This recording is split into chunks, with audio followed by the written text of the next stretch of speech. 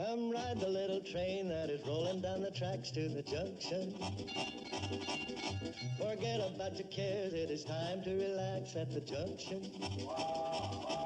Lots of curves, you bet, and even more when you get to the junction. Petticoat Junction. There's a little hotel called the Shady Rest at the junction. Petticoat Junction. It is run by Kate. Come and be her guest at the junction. Petticoat Junction. And that's Uncle Joe. He's a moving kind of slow at the junction. Petticoat Junction.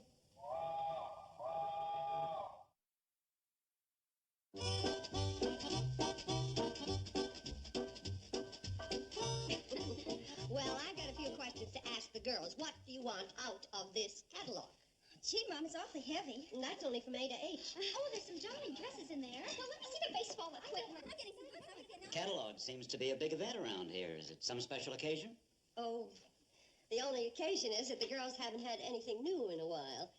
I hope their questions haven't been interfering with your writing. Interfering? Why, I get more work done here in one day than I did in a week in New York. This hotel is a wonderful place for writing. I'm glad to hear that, because it's a terrible place for a hotel. And for 3 young girls? Have you ever seen 3 happier girls? No, nor 3 prettier or brighter girls. Thank you. It just seems they should have more opportunities than they'll ever get here. Oh, they couldn't be pried away from the Shady Rest. There's nobody in New York can announce trains better than that little fellow. Oh, and that whistle means Uncle Joe's back from the bank. Excuse me, please. Surely.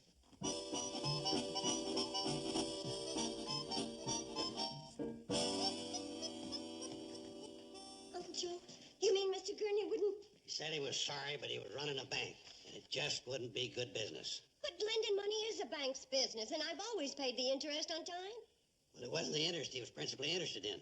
What he was principally interested in was the principal. How can a bank be so mean? I got a good mind to send back their calendar. Girls, I don't know how to tell you this. You don't have to tell us. There's nobody around here to admire me in a pretty dress anyway. There's nobody to play baseball with. And who am I going to read poems to? Billy Joe, I'll admire your dress. And Betty Joe, you can play ball with me and you can either pitch or catch. And Bobby Joe, you can read your love poems to me anytime you want. Thanks, Uncle Joe. But that isn't exactly what I had in mind. I see what she means, but I'm the best I got to offer. No, it isn't fair to the girls. Maybe we ought to move somewhere where there's more teenagers like themselves. Move? How can we afford to move when we can't even afford to stay? Don't worry, Kate. Once I put my brain to the grindstone. No wonder Mr. Gurney turned you down. You forgot to give him the rhubarb pie I baked for him. The nerve of him. You mean he ate my pie and then turned down the loan? No, Kate. First he turned down the loan, then he ate the pie. He's got more crust in the pie. Why should I blame him? The truth of the matter is that I've never made a go of this hotel, and sometimes I wish I could get rid of it. Is there any more of this? How can you think of eating at a time like this? When I'm frustrated, I eat. From the looks of you, your life has been one long frustration.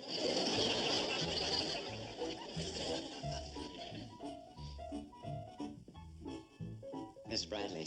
Oh, Mr. Deming, is there something I can do for you? Yes, there is. You can sell me the Shady Rest. I'm serious, Mrs. Bradley. I'd like to buy the Shady Rest. I've been thinking about it all week. I'd be making an investment in peace and quiet. Yes. And sometimes the peace and quiet around here is nerve-wracking. Besides, it hasn't been very profitable. It would be to me. The way I could work here, it would pay for itself in no time. You and the girls could move to the city where they belong. Girls would never be happy away from here. Mrs. Bradley, are you sure of that? Mothers know their daughters. I remember when I was their age, I would... Come to think of it, I'm not so sure. Sell the Shady Rest? I know it's sudden, but you think it over. Sell the Shady Rest? A couple more turns and I'll have this drain unclogged. Uncle Joe, look what you've done!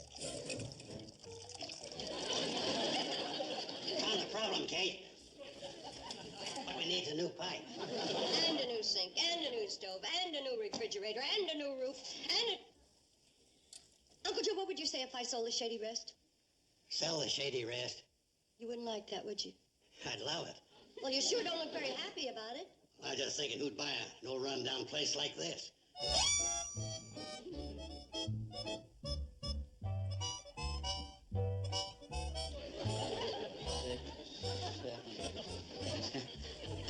I'm just getting an idea of the size of the lobby. You know, figuring how I'd remodel it if I owned the hotel. Oh. Did you say own the hotel? That's right. You'd be interested in buying this rundown? You'd be interested in buying the Shady Rest? I sure would.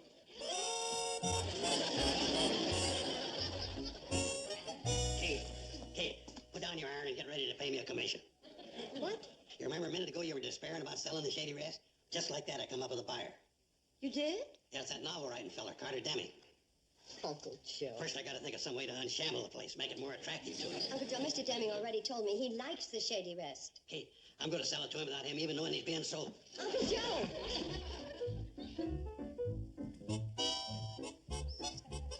Mr. Deming, you had me fooled. I really thought you was one of them writers. I beg your pardon? Oh, come on now. I know why you want to buy this property. You're one of them archaeologists. Archaeologists? Sure. You know about the big oil field under this property. I think you mean geologists. What's geologist? They're interested in rocks. Oh, and you know about the diamond mine, too. No, Mr. Carson, I'm not interested in oil wells or diamond mines. Then you must have found out about the healthful atmosphere here. Doggone it, I let that slip out.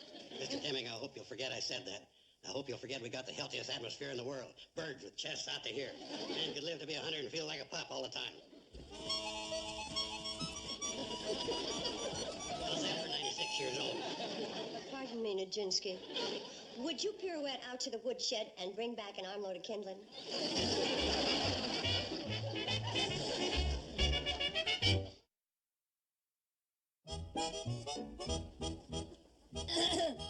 We're pretending we're living in New York, and I'm the world's most glamorous model.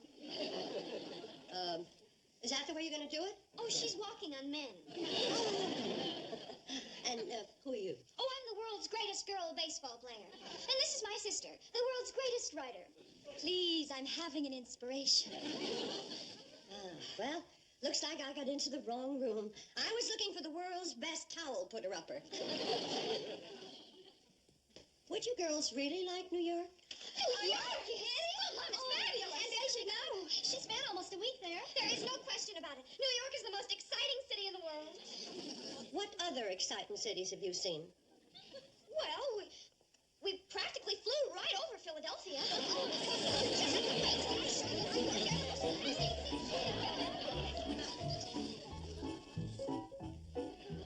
Have you made a decision, Mrs. Bradley? Well, one, I was wrong about Uncle Joe and the girls not being happy any place but here. I'll give you $10,000 for the Shady Rest. 10,000? My goodness, I knew we had peace and quiet, but I didn't think we had that much. The Shady Rest isn't worth anywhere near $10,000. It is to me. And think what that money would do for the girls. A new environment, opportunities, college. College? I never thought I could send them to college. I knew you'd see the advantages. Here's my check for $1,000 as a deposit. I don't know. I just don't know. Mrs. Bradley, you're aware of your financial situation here. You're aware of what Uncle Joe and the girls want. And you know you'll never get a better offer. I think you really do know what you should do.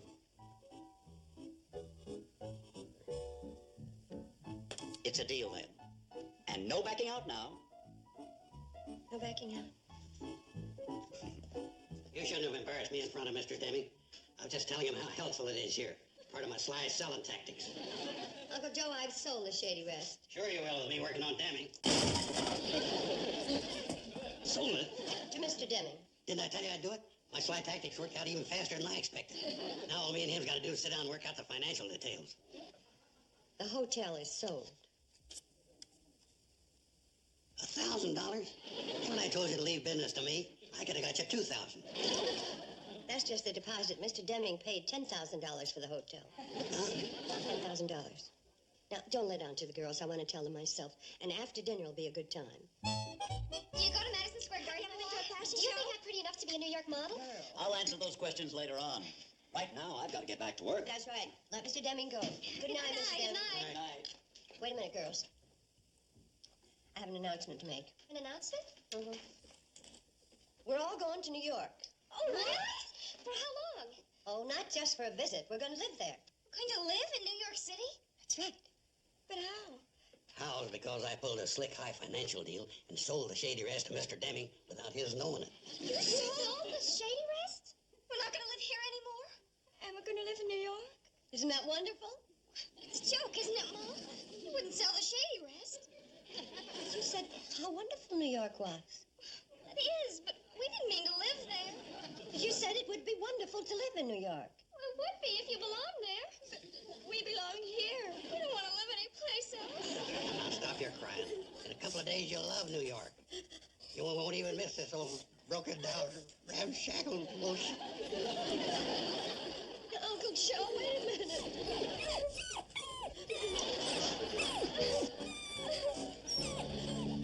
Kate, I've been thinking, we gotta cancel out New York. Uncle Joe, you might as well accept the fact that the hotel is sold. But Kate, if I leave, what's gonna happen to the Hooterville Fire Department band? What if there's a fire? And who's gonna organize the Elks picnic? The music will be better, the fires will be put out sooner, and the Elks picnic will be held in a more suitable place than Scully's Swamp. But if he... It's no use. I shook hands with Mr. Deming and promised not to back out. Kate, I ain't talking about you backing out.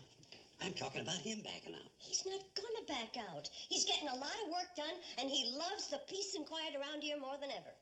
But Kate, what are you yapping and wagging your tail about? You ain't gonna like New York. Your rabbit chasing days are over. You're gonna find yourself stuck in a city apartment 50 stories above the pavement. Gonna have to learn to bury your bones in concrete. Hey, Fred. Yes. Want to talk to you. Well, come on over here. We won't have to holler. Can't your hog's clogging up my sinus. Well, then get upwind from it. Want to make a deal with you, Fred. Yeah. How about renting me your hogs? Rent? Well, no, I never had no experience renting hogs. What do you want to rent them for? Well, we got this writing fellow over at the hotel we want to discourage. We figure your hog's in there going full blast. No, just at that blame minute. Oh, no offense, Fred. Since this is a city feller, we figured your hog's in there a-fragranting and oinking around the hotel. Well, now, in that case, I'd have to charge you by the oink. Nobody's going to have time to stand around counting oinks. I'd have some way to figure. What difference does it make, Fred? Your hog's got to oink someplace, whether they're oinking here or oinking there. Well, what are you trying to get rid of this writing fella for? Ain't he paid his bill? Oh, he wrangled Kate into a deal to sell the hotel. If we don't discourage him, Kate and the girl's going to have to move away. Oh, well, no. In that case, my hogs would be glad to oblige and no charge. We'll send this fella back where he come from. Hey, oh, do it, do it, do it.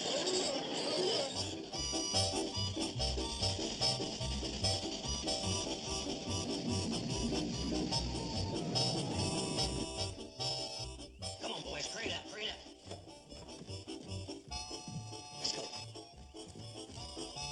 Okay, Floyd, open that door real wide to release that hog aroma. They're gone. Gosh, Fred will kill us. Uh-oh. You ain't paying passengers. What are you doing in the coach? Joe, we told you to fasten that coach door tight. Hey, lucky for us, the wind's blowing straight towards the hotel. I'll bet Demi's getting a whiff of them hogs right now. Get them oinks to going. Sorry to bother you, Mr. Deming, but I thought I'd better close this window. Window? What for? On account of the aroma that comes in regular this time every day. I don't notice anything.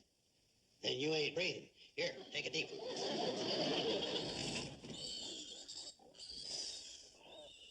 I gotta be honest with you. The way the Cannonball's scheduled, they're gonna have to park a carload of them hogs here every day. Ah, the smell of the country. What a wonderful relief after breathing in those exhaust fumes in New York.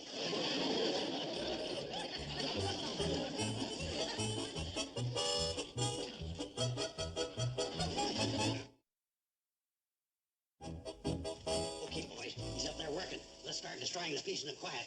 All right, which one should we destroy first? We don't destroy the cannonball. Don't be selfish. You don't want Kate and the girls to go away to New York, do you? No.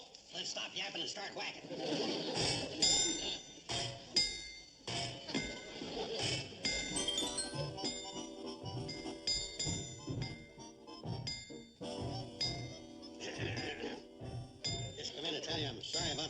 Floyd and Charlie are making out there? Hmm? I say I'm sorry about the noise Charlie and Floyd are making out there. Oh, that's all right. Hey, you know how it is with an old locomotive like a cannonball. Got to be worked on all the time. Mm-hmm. Guess so.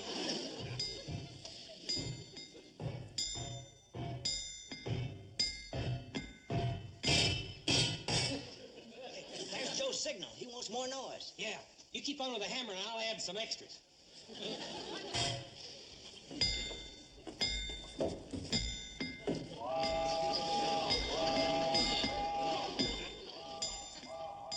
Floyd and Charlie probably be at it all night. Mm-hmm. Guess so.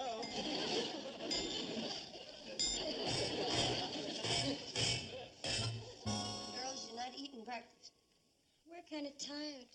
We didn't get any sleep last night. Who did? Boy, what a racket. You'd think Charlie and Floyd would have picked a better time to fix the cannonball. That's no way to talk. The boys worked all night so you and the other kids could get to school on time. Good morning, everybody. Good morning, Mr. Dillon. Ah, smells good and looks good. Morning, Uncle Joe. Morning. Morning. You look pretty good, considering. Considering what, Mr. Carson? Considering the sleep you didn't get on account of the boys working on the locomotive. Didn't bother me a bit. Slept like a baby. After living in a noisy place like New York, nothing keeps me awake.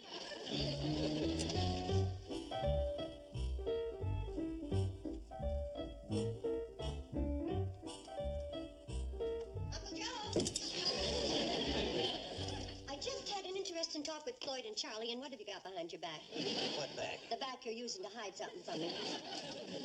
Uncle Joe? What's in there? Ain't nothing, Kate. Just a few friendly mosquitoes. Friendly enough to bite Mr. Deming, so he'll think this is an unhealthy place to live and back out of buying the hotel? Now, Kate, you're jumping to conclusions. I was just getting together an act. Oh, it'll never top the act you've been doing so far. Floyd and Charlie told me about the phony breakdown of the cannonball and the hogs. Oh, they did they? Yes, and let's get one thing straight. The hotel is sold, and we're sticking to the deal. But, Kate, Oh, Mr. Deming, did you enjoy your walk? Mrs. Bradley, I enjoy everything about this place. The walks, the food, how do you like the mosquitoes?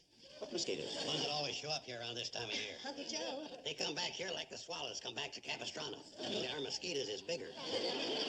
Uncle Joe's making a little joke. Very little. You're quite a card, Mr. Carson. I'm going to miss you. And soon, he's gone into town to pick up the deed to the hotel, which reminds me. Girls, Yes, Mom? you better go along with Uncle Joe and keep an eye on him. I better go along and keep an eye on you. And you better come along and keep an eye on me. Oh, and Mr. Deming, you better... No, thanks. All I want to do is get at the next chapter of my novel.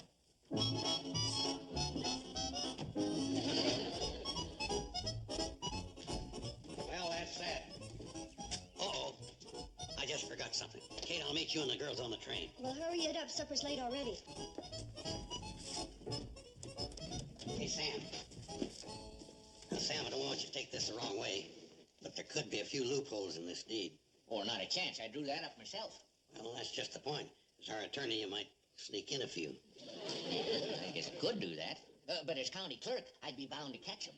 Now, you might not notice them. Bound to. And as sheriff, I'd have to arrest myself. Well, as county judge, you could give yourself a real life sentence. You know what you've just tried to do? You've just attempted to bribe 4 county officials to do something illegal. All right, I'm a reasonable man. We'll do it legal then. Look it up in the book. All right, I'll get my do-it-yourself Blackstone.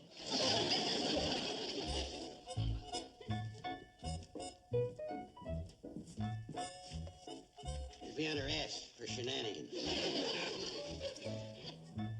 Uh-huh. Yeah. That's what I thought. The legal situation regarding Kate and the sale of the Shady Rest is a simple matter of an ex post facto case of a conveyance contract or covenant without recourse to escrow by the vendor or the grantee. Yeah? Well, what does that mean in plain, simple, everyday English? In plain, simple, everyday English, I'm sure going to miss you folks.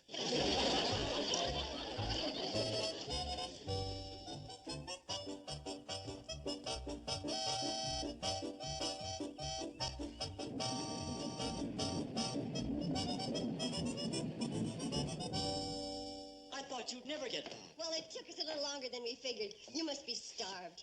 I'll start supper right away. That can wait. Oh. Well, here's your deed. Mrs. Bradley, I'm going to be very direct. I'd like to back out of our deal. You mean you don't want to buy the Shady Rest? I'm sorry, I really wanted to. But I haven't written a dozen words since you left. I couldn't.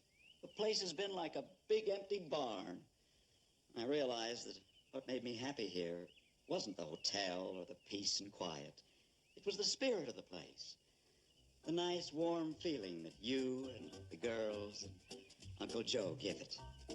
Without you all here, I wouldn't stay a week.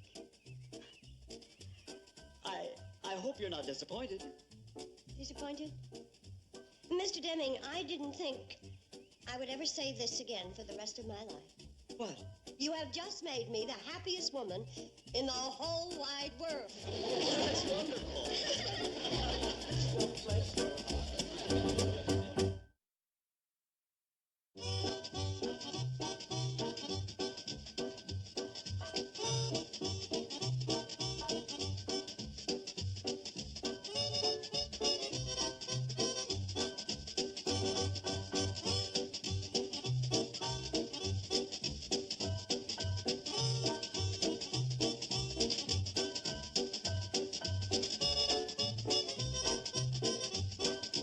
Petticoat Junction.